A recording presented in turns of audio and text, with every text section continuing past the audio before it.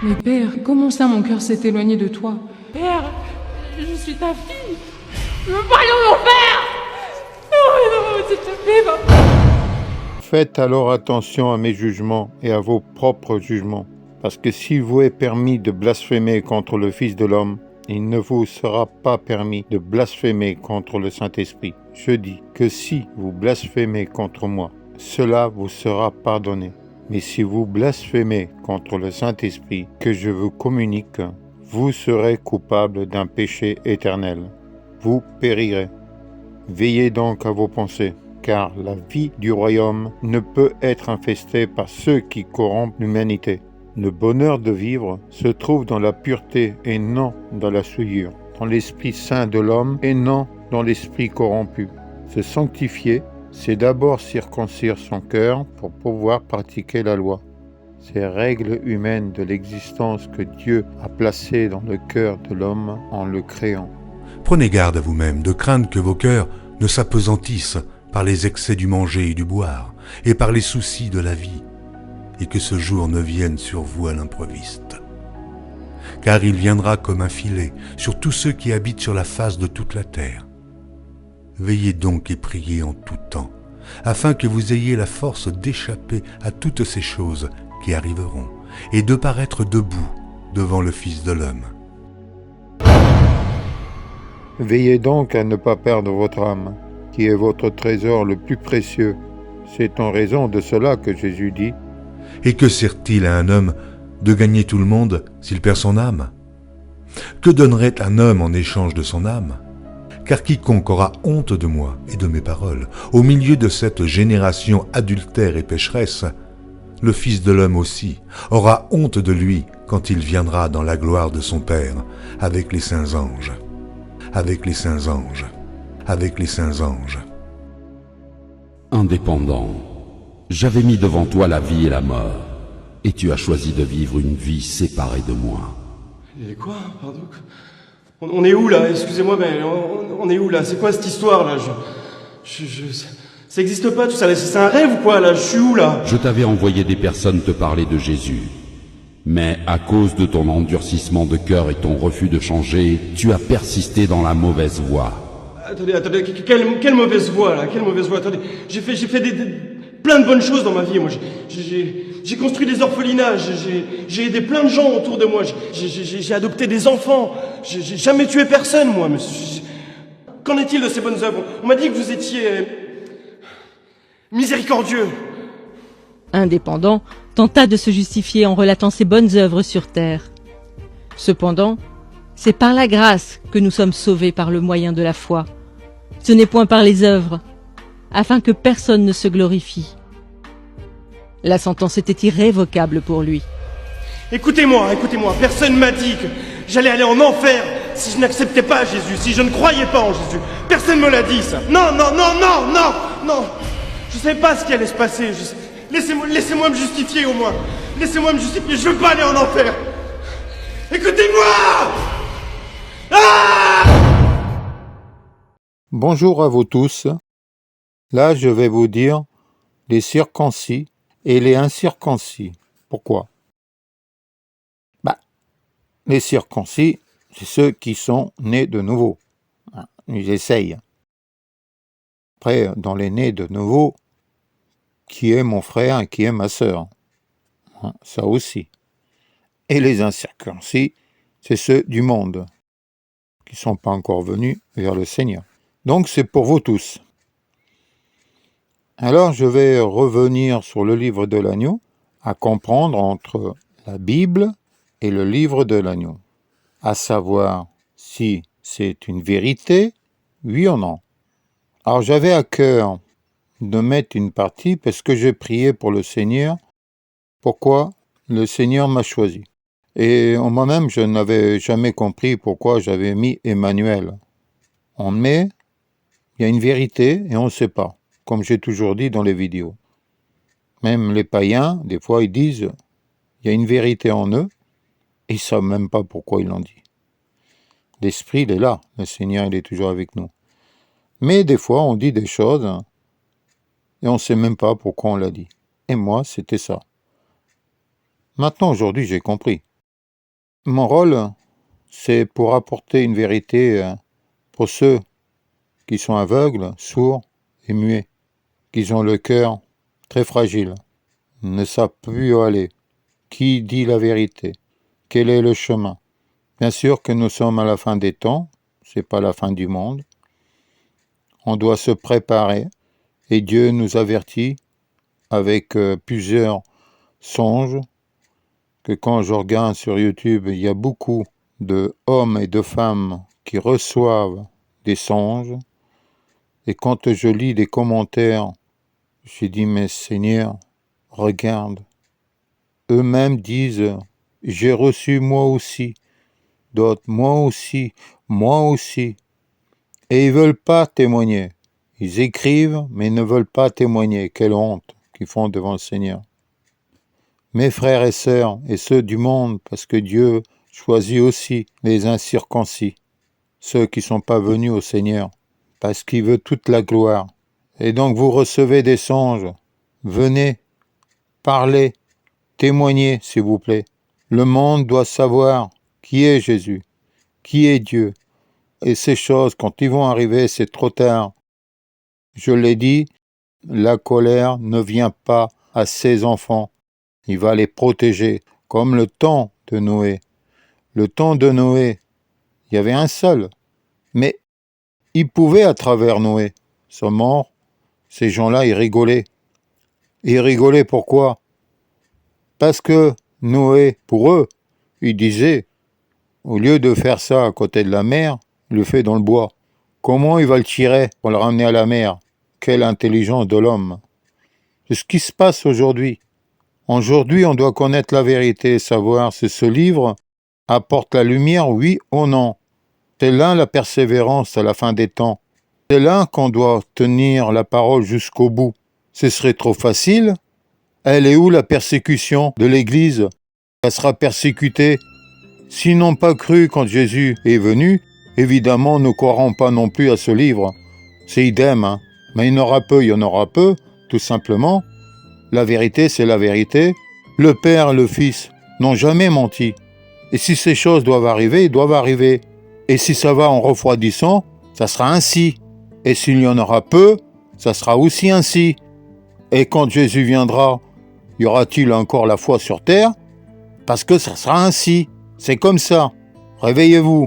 Le Seigneur a voulu que ça soit ainsi pour moi, parce que dans le corps du Christ, il faut aussi des gens d'autorité, parce que nous sommes différents.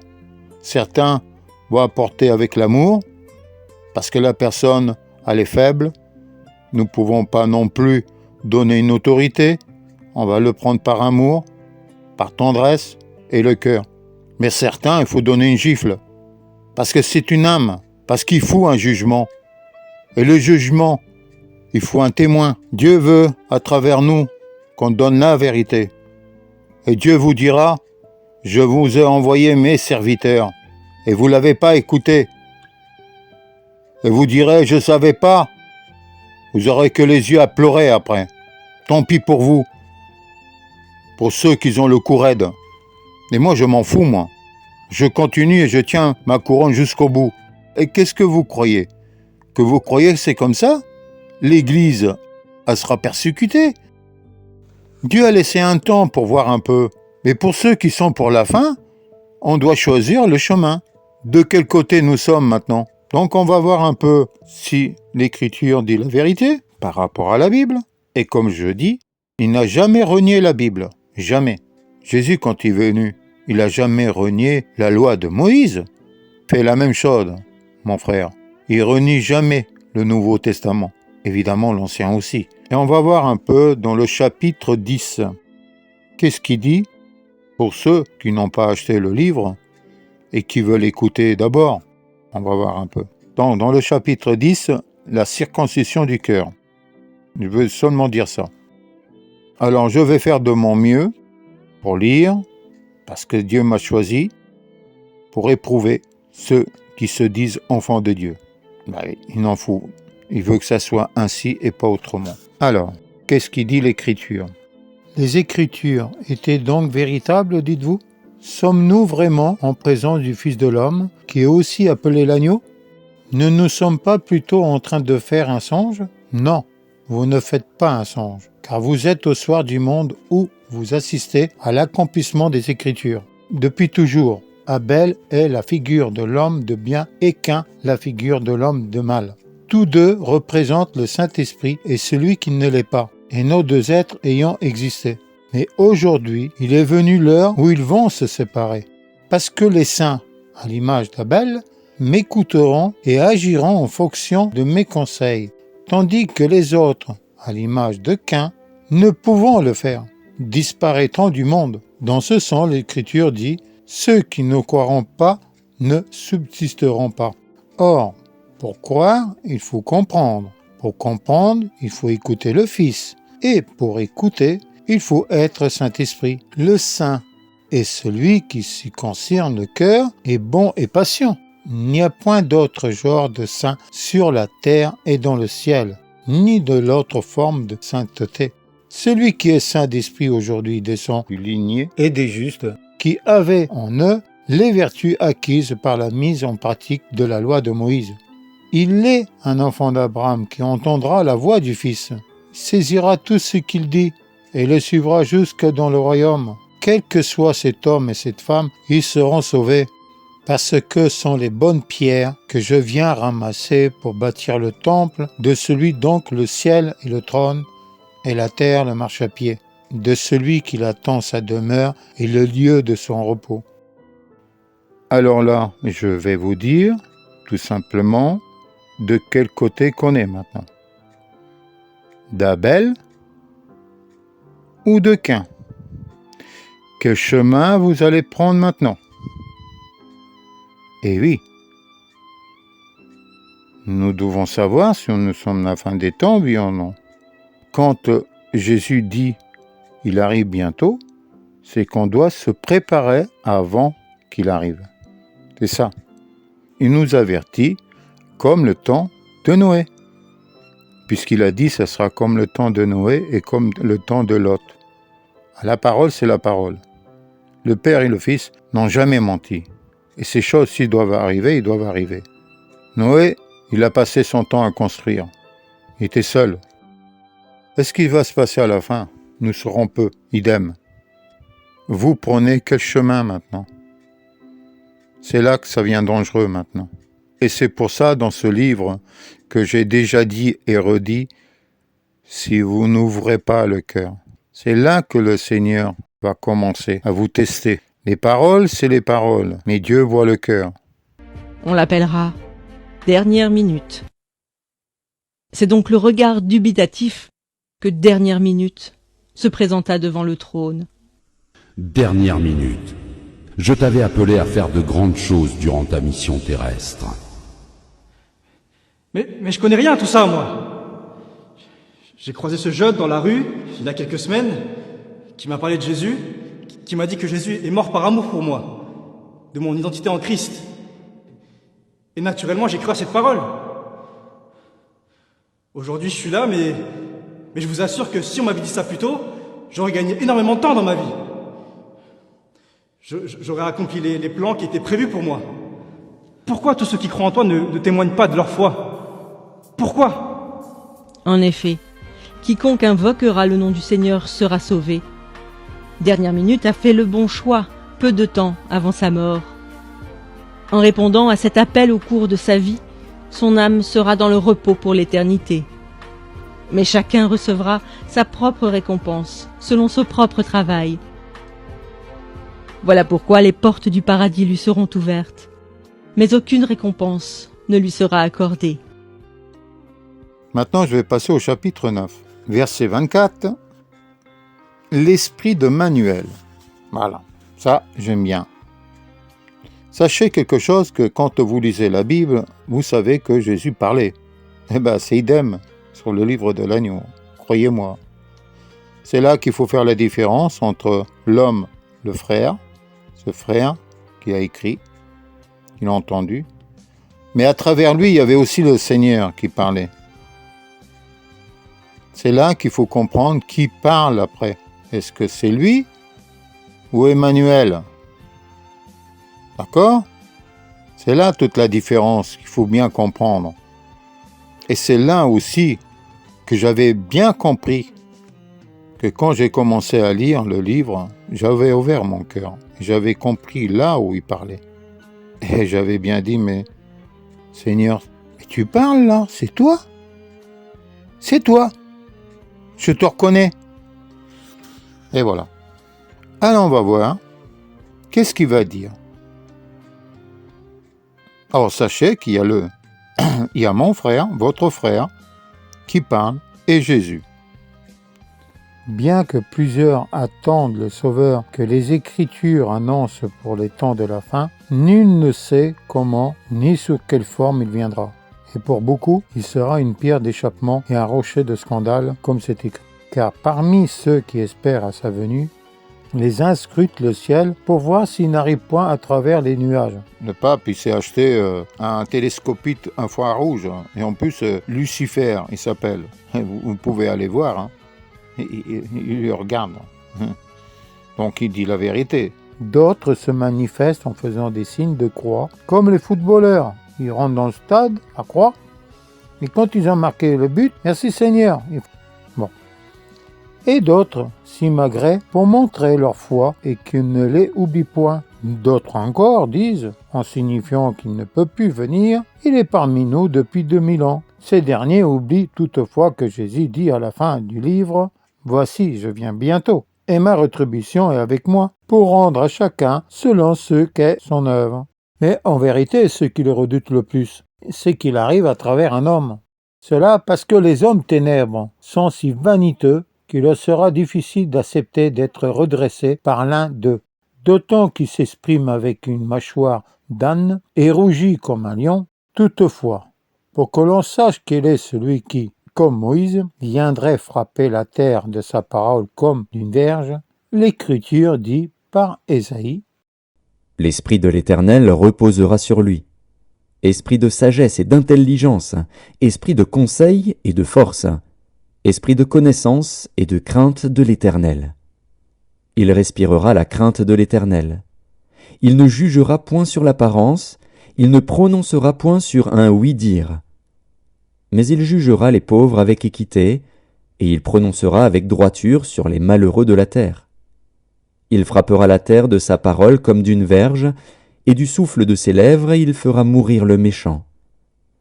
La justice sera la ceinture de ses flancs, et la fidélité la ceinture de ses reins. » Il s'agit là de la destruction du Fils de l'homme qui est rempli de bienveillance à l'égard des pauvres qui souffrent et gémissent, mais qui ne l'est point envers ceux qui leur font du mal. Je suis bon pour ceux qui ont bon cœur.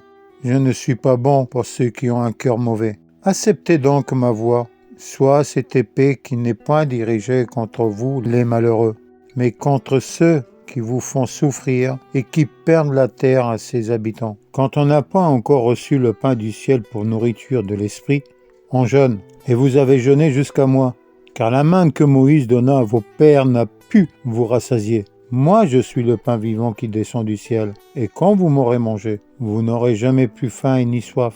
En effet, quand on est enseigné de l'univers de Dieu, de tous ses œuvres et de tous ses desseins, on n'a plus faim ni soif de la vérité, car on la connaît.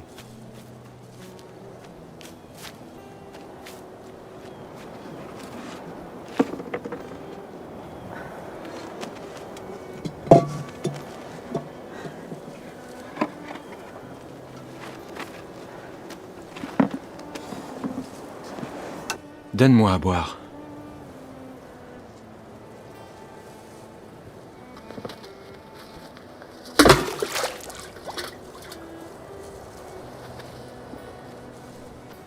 Comment toi qui es juif, tu me demandes à boire à moi qui suis une femme samaritaine?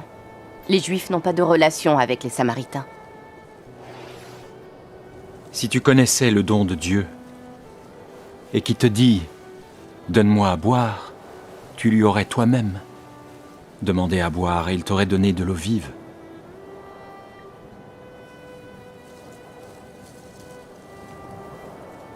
Tu n'as rien pour puiser et le puits est profond. Alors d'où as-tu donc cette eau vive? Es-tu plus grand que notre père Jacob,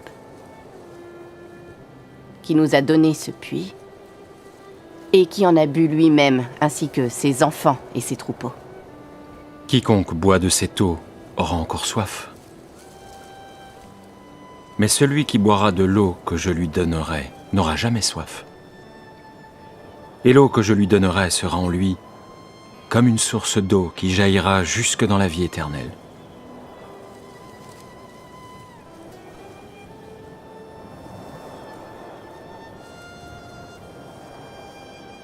Donne-moi de cette eau, que je n'ai plus soif et que je ne vienne plus puiser. Va, appelle ton mari et reviens. Je n'ai pas de mari. Tu as bien dit, je n'ai pas de mari. Car tu as eu 5 maris. Et celui que tu as maintenant n'est pas ton mari. Tu as dit la vérité. Je perçois que tu es prophète. Nos pères ont adoré sur cette montagne. Et vous dites que c'est à Jérusalem que l'on doit adorer Dieu. Femme, crois-moi, l'heure vient où ce ne sera ni sur cette montagne, ni à Jérusalem que vous adorerez le Père. Vous adorez ce que vous ne connaissez pas. Nous connaissons ce que nous adorons et le salut vient des Juifs. Mais l'heure vient, et elle est déjà venue, où les vrais adorateurs adoreront le Père en esprit et en vérité. Car le Père recherche ses adorateurs. Dieu est esprit, et il faut que ses adorateurs l'adorent en esprit et en vérité.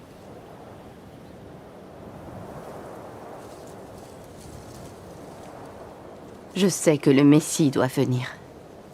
On l'appelle le Christ. Et quand il sera venu, il nous dira toutes choses.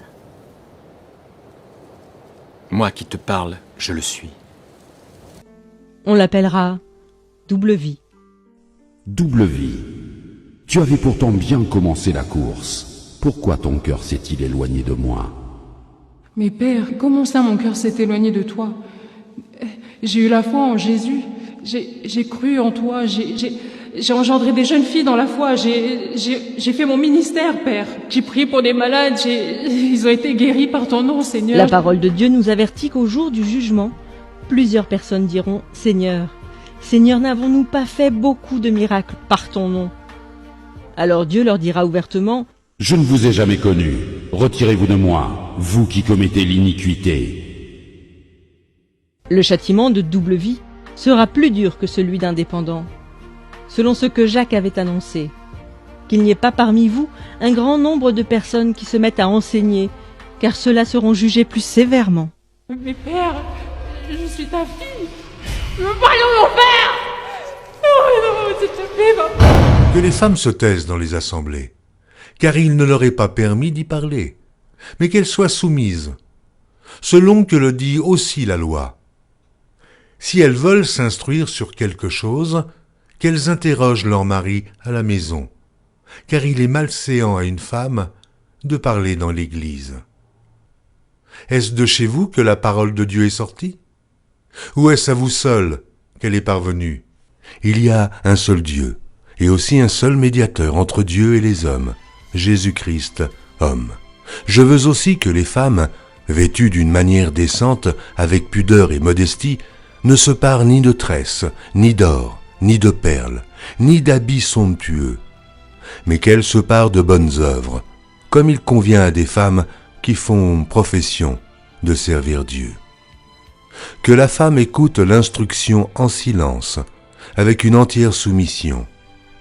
Je ne permets pas à la femme d'enseigner, ni de prendre de l'autorité sur l'homme, mais elle doit demeurer dans le silence. Car Adam a été formé le premier, Ève ensuite. Et ce n'est pas Adam qui a été séduit, c'est la femme qui, séduite, s'est rendue coupable de transgression. Elle sera néanmoins sauvée en devenant mère, si elle persévère avec modestie dans la foi, dans la charité et dans la sainteté. Car Dieu n'est pas un Dieu de désordre, mais de paix. Comme dans toutes les églises des saints.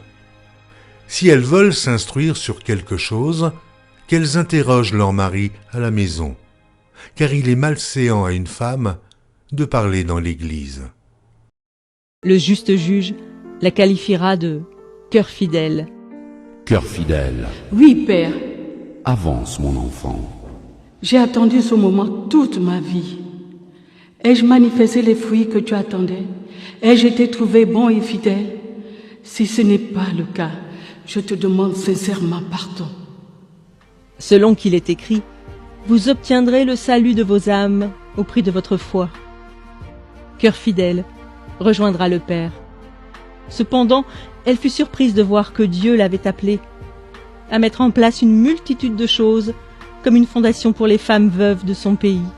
Merci, Seigneur. Merci, Seigneur. Merci. Ces histoires nous exposent à ce à quoi nous serons confrontés. Indépendant est peut-être tout simplement votre collègue ou votre voisin, à qui vous n'avez jamais parlé de Jésus. Il sera jeté dans le feu éternel qui a été préparé pour le diable et ses anges pour l'éternité. En réalité, par votre obéissance à l'évangélisation, un de vous aurait pu lui éviter cette fin tragique. Bien qu'étant sauvé, Dernière Minute versera tout de même des larmes de regret. N'ayant pratiqué aucune bonne œuvre que le Seigneur avait préparée pour lui, il n'obtient aucune récompense, mais sera sauvé comme au travers du feu. Malgré son service pour Dieu, Double Vie passera l'éternité dans les flammes de l'enfer, car on demandera beaucoup à celui qui a beaucoup reçu. Si vous aussi vous vivez dans le péché, bien qu'étant en Christ, confessez-vous aujourd'hui, car nul ne sait ni le jour ni l'heure, mais le Maître arrive. Toi, l'homme de la fin des siècles, ne cherche plus ta gloire. Elle est devant toi, éclatante. Il s'agit de la destruction de la terre et de ses habitants. Et parce que tu n'as pas voulu écouter les avertissements qui te furent donnés par l'Écriture, tu vas périr. Vers qui alors vas-tu te tourner? Vers tes prêtres? Ce sont des morts qui enterrent les morts. Vers tes savants? Ce sont des prétentieux qui conduisent le monde au désastre. Vers tes dirigeants? Ce sont des fourbes, rusés et vaniteux. Ils ne pensent qu'à être idolâtres. Qui te reste-t-il alors? Vers qui te tourner pour rester vivant? Il ne te reste que le Fils de l'homme. Alors écoute-moi, car dans le royaume où j'amène ceux qui ont encore les yeux pour voir et les oreilles pour entendre, il n'y aura plus de développement insensé des œuvres matérielles, ni la transgression de la loi qui rend l'homme indigne de vivre sur la terre, ce joyau du ciel que Dieu a créé.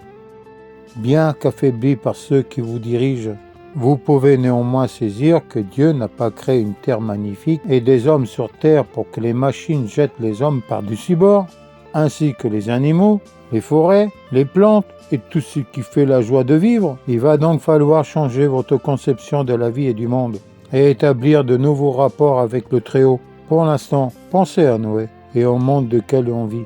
Alors vous saurez ce qui arrive et entendrez tout ce que je dis. Parce que vous m'auriez interrogé sur l'authenticité des prophètes venus avant ou après Jésus.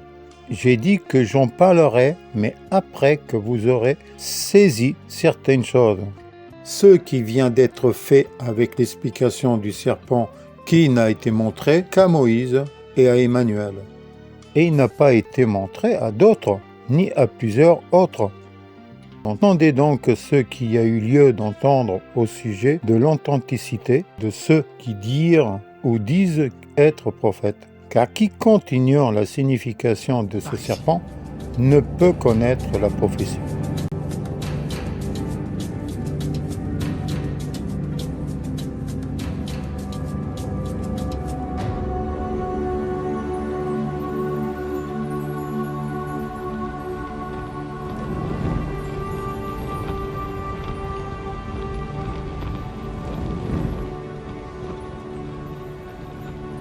Rabbi, nous savons que tu es un docteur venu de la part de Dieu, car personne ne peut faire ces miracles que tu fais si Dieu n'est avec lui. Je te le dis en vérité. Personne ne peut voir le royaume de Dieu, sauf s'il ne naît de nouveau.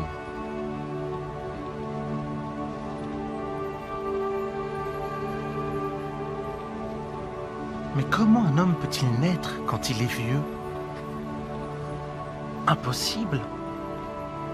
Il ne peut pas rentrer une deuxième fois dans le ventre de sa mère pour naître.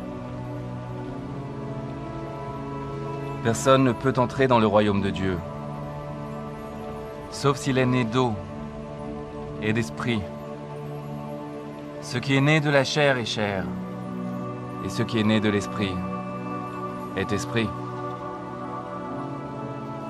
Ne t'étonne pas que je t'ai dit, il faut que vous naissiez de nouveau.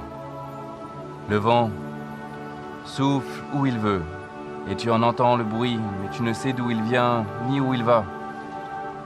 Il en est ainsi de tout homme qui est né de l'esprit.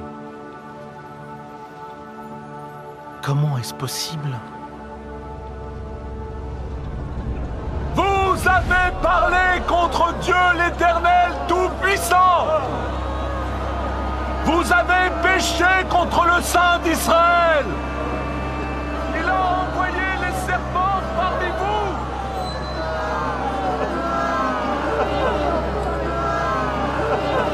Au secours! Ma mère! Tu n'es pas le seul.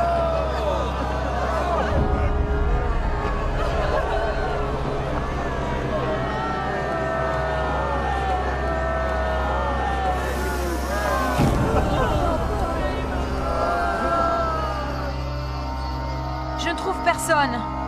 Réveille-toi. Maman, réveille-toi. S'il te plaît, réveille-toi. Mon fils.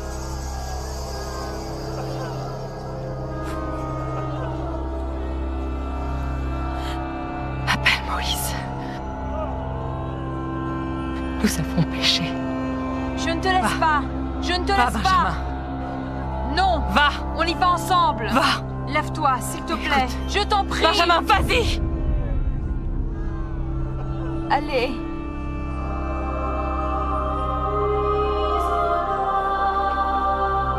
Tu peux y arriver. Maman.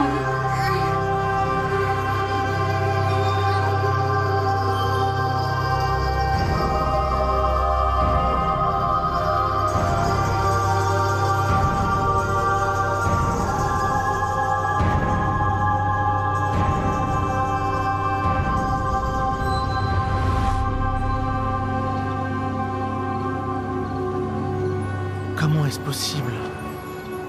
Tu es le docteur d'Israël et tu ne sais pas ces choses. En vérité, je te le dis. Nous disons ce que nous savons et nous rendons témoignage de ce que nous avons vu. Et pourtant, vous ne recevez pas notre témoignage. J'ai parlé des choses terrestres et vous ne m'avez pas cru. Comment alors pouvez-vous croire quand je parle des choses célestes?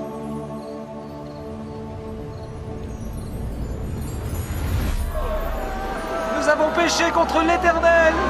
Et toi, Moïse, prie pour nous, pour que l'Éternel éloigne les serpents. Vous m'avez appelé, et je vais prier Dieu pour qu'il guérisse vos blessures et qu'il éloigne les serpents. J'en peux plus.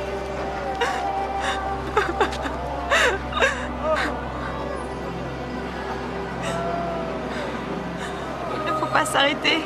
C'est tout près. Ce n'est pas ta faute.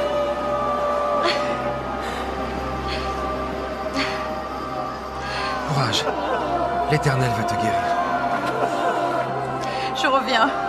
Je te le promets. Ainsi parla l'Éternel.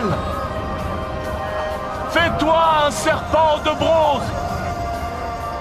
et place-le sur une perche. Et ainsi,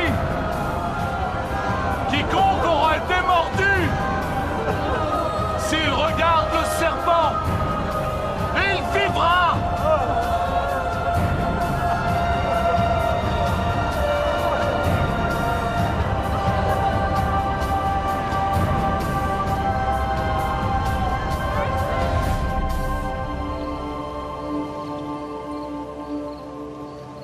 Comment cela est-il possible? Personne n'est monté au ciel, sinon celui qui est descendu du ciel, le Fils de l'homme. Et comme Moïse éleva le serpent dans le désert, il faut de même que le Fils de l'homme soit élevé, afin que quiconque croit en lui ait la vie éternelle. Réveille-toi! Réveille-toi! Réveille-toi! Tu dois seulement regarder. Juste regarder.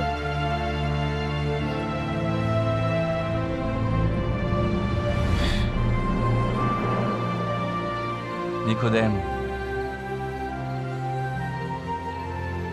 car Dieu a tant aimé le monde qu'il a donné son Fils unique, afin que quiconque croit en lui ne périsse point,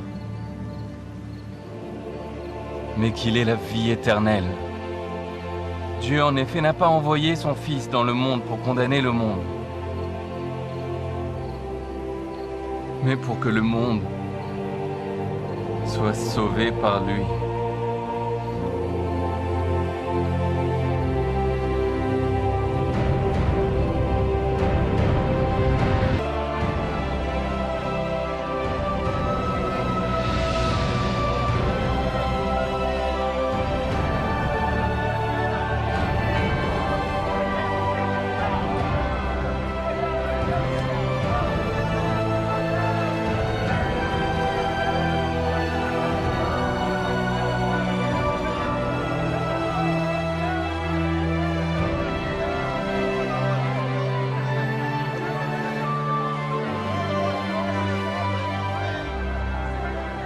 Et comme Moïse éleva le serpent dans le désert,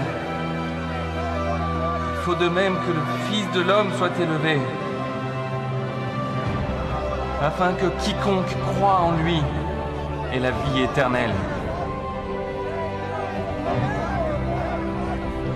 C'est ainsi que les maris doivent aimer leur femme comme leur propre corps.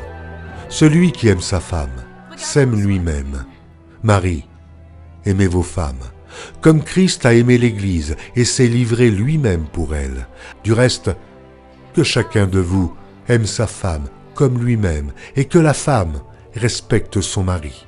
Femmes, soyez soumises à vos maris comme il convient dans le Seigneur. Car le mari est le chef de la femme, comme Christ est le chef de l'Église, qui est son corps et dont il est le Sauveur. Or, de même que l'Église est soumise à Christ, les femmes aussi doivent l'être à leur mari en toutes choses. Marie, montrez à votre tour de la sagesse dans vos rapports avec vos femmes, comme avec un sexe plus faible.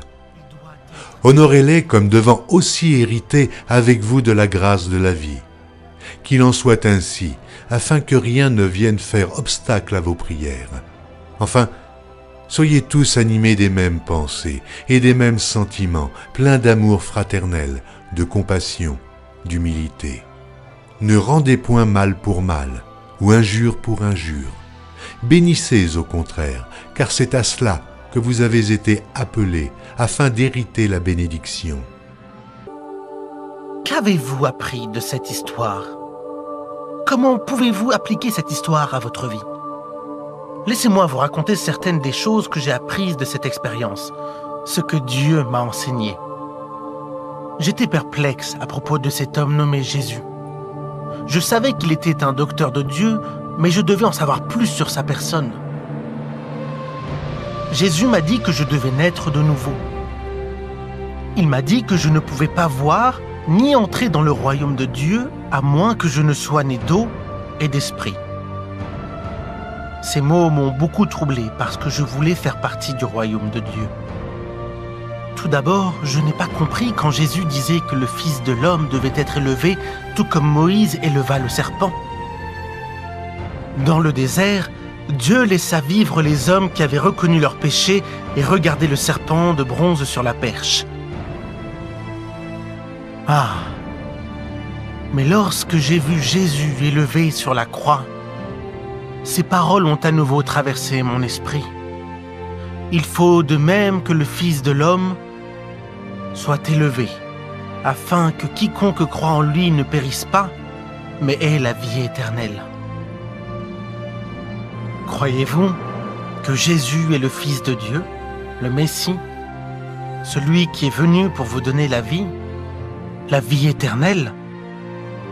Dieu vous aime et veut que vous vous repentiez et que vous vous détourniez de vos péchés.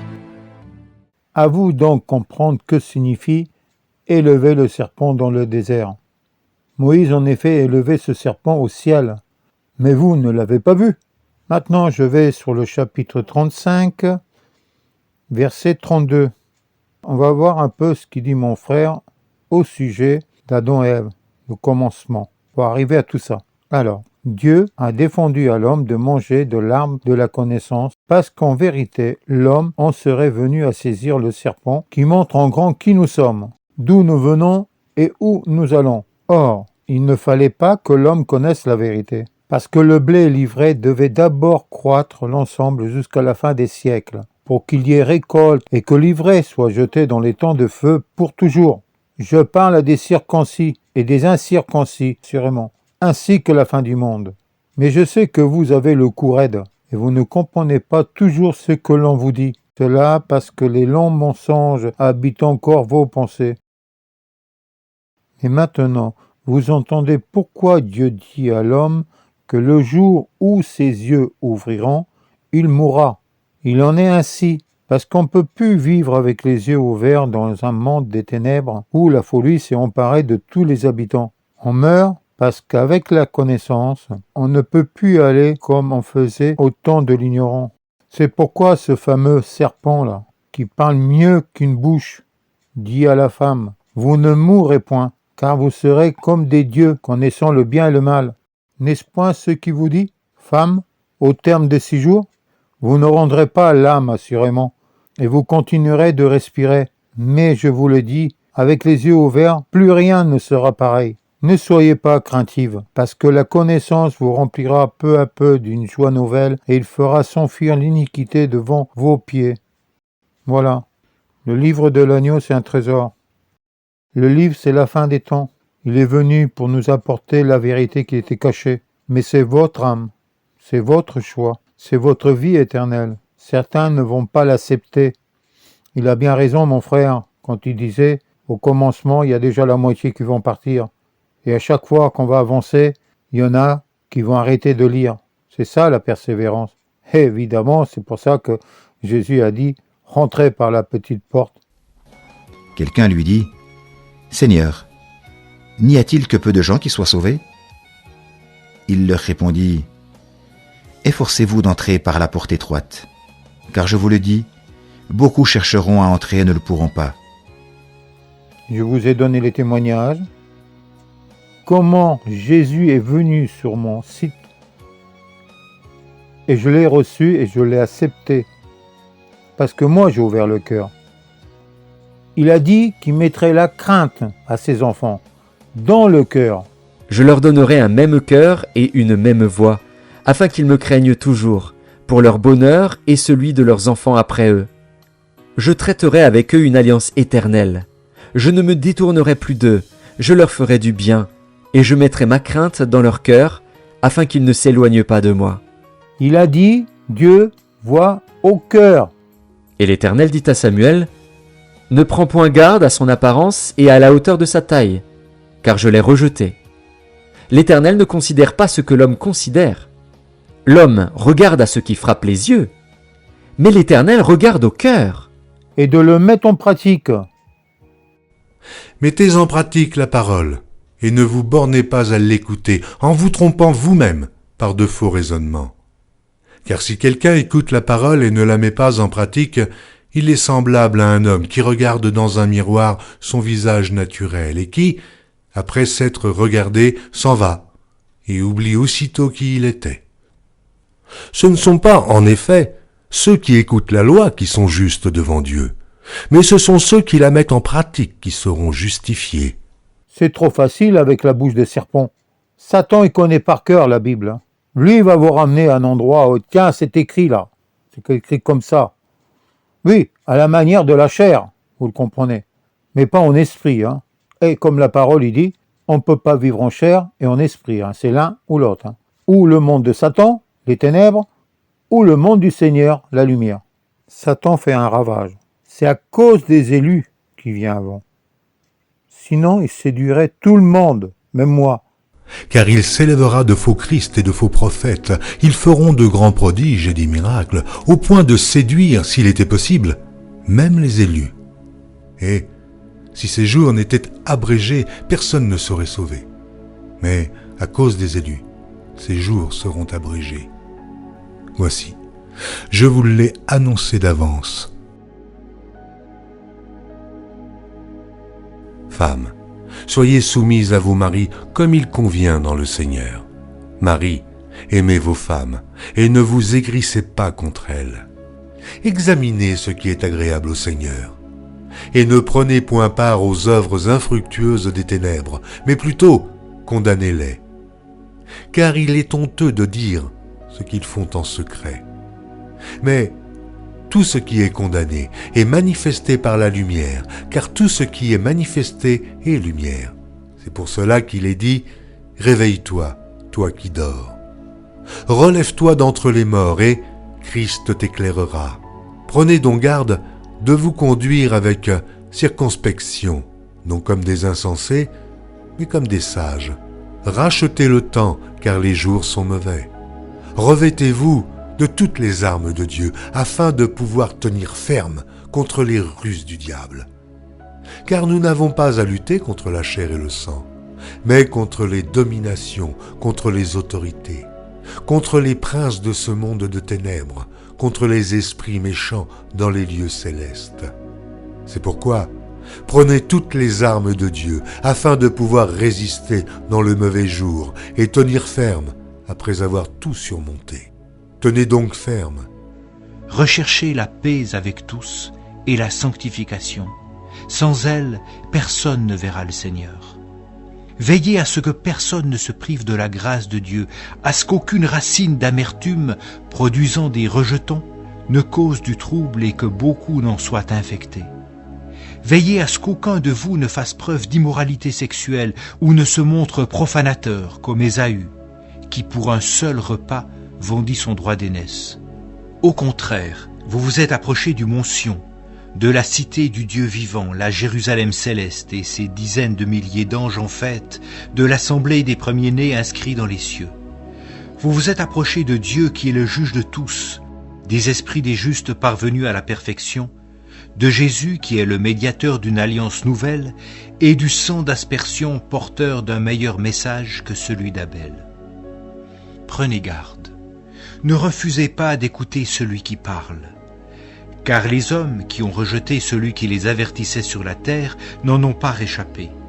Combien moins échapperons-nous si nous nous détournons de celui qui parle du haut du ciel, lui dont la voix avait alors ébranlé la terre. Il a maintenant fait cette promesse, « Une fois encore, je fais trembler non seulement la terre, mais aussi le ciel. » Les mots « une fois encore » indiquent bien que les choses qui appartenant au monde créé peuvent être ébranlées et disparaîtront, afin que celles qui sont inébranlables subsistent. C'est pourquoi, puisque nous recevons un royaume inébranlable, attachons-nous à la grâce qui nous permet de rendre à Dieu un culte qui lui soit agréable, avec respect et avec piété. Notre Dieu est, en effet, un feu dévorant. Qu'il ne sorte de votre bouche aucune parole mauvaise, mais, s'il y a lieu, quelques bonnes paroles qui servent à l'édification et communiquent une grâce à ceux qui l'entendent. N'attristez pas le Saint-Esprit de Dieu, par lequel vous avez été scellés pour le jour de la rédemption. Que toute amertume, toute animosité, toute colère, toute clameur, toute calomnie et toute espèce de méchanceté disparaissent du milieu de vous. Soyez bons les uns envers les autres, compatissants, vous pardonnant réciproquement, comme Dieu vous a pardonné en Christ. Que la paix et la charité, avec la foi, soient données aux frères de la part de Dieu le Père et du Seigneur Jésus-Christ.